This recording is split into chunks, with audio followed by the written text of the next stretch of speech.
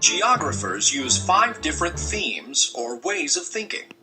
These themes are location, place, region, movement, and human-environment interaction.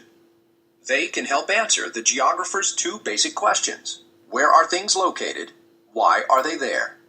You can see how the 5 themes work by looking at the example of our nation's capital, Washington, D.C. Geographers begin to study a place by finding where it is, or its location. There are 2 ways to talk about location. Absolute location describes a place's exact position on Earth in terms of longitude and latitude. Using degrees of longitude and latitude, you can pinpoint any spot on Earth. For example, the absolute location of the center of Washington, D.C. is at the intersection of the 38-degree 54-minute north latitude line and the 77-degree 2-minute west longitude line. Relative location, or the location of a place relative to another place, is another way to describe location. For example, you can say that Washington, D.C. is about 200 miles southwest of New York City. Geographers also study place. Place refers to the mix of human and non-human features at a given location. For example, you might talk about how many people live in a place and the kinds of work they do. You might mention that a place is hilly or that it has a wet climate.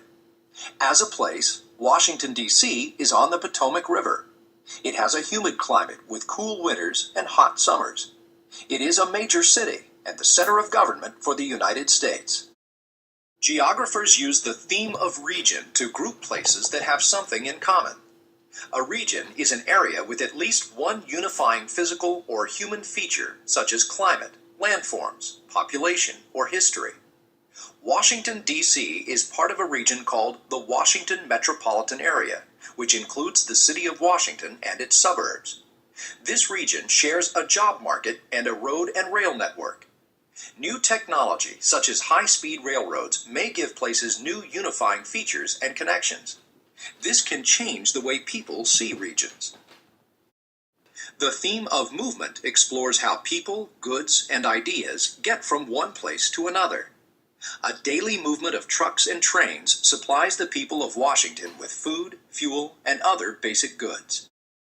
The theme of human-environment interaction considers how people affect their environment, or their natural surroundings, and how their environment affects them.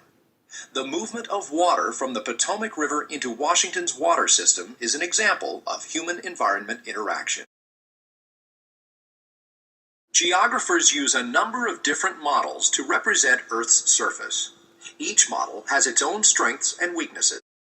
A globe is a model of Earth with the same round shape as Earth itself. With a globe, geographers can show the continents and oceans of Earth much as they really are. The only difference is the scale, or the area a given space on the map corresponds to in the real world. For example, 1 inch on a globe might correspond to 600 miles on Earth's surface. A globe would have to be hundreds of feet high to show the streets of your town. Such a globe would be impossible to carry around. Instead, people use flat maps to help them find their way. Geographers use photographs as well as maps. Aerial photographs are photographic images of Earth's surface taken from the air. Satellite images are pictures of Earth's surface taken from a satellite in orbit. They show Earth's surface in great detail. However, it can be hard to find specific features, such as roads, on a photograph.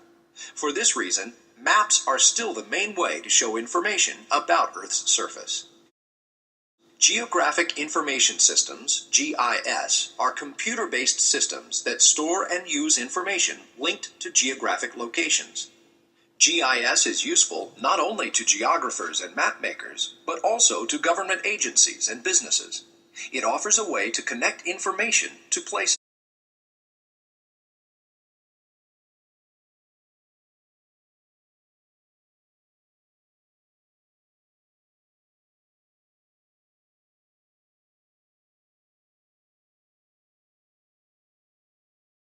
Look at the maps on these 2 pages. One is a physical map of the state of Colorado. The other is a road map of Colorado. These maps cover the same area, but show different kinds of information. Despite their differences, both maps have all of the basic parts that you should find on any map.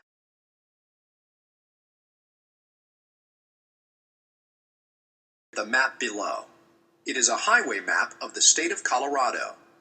This map looks different from the physical map of Colorado that you have just studied. However, it has the same parts that can help you read it. In fact, you can read most maps using the map projections, or ways to represent Earth's surface, that you have studied can be used to show different things about the area they cover. For example, they might represent the physical landscape, political boundaries, ecosystem zones, or almost any other feature of a place. People use different kinds of maps in different situations.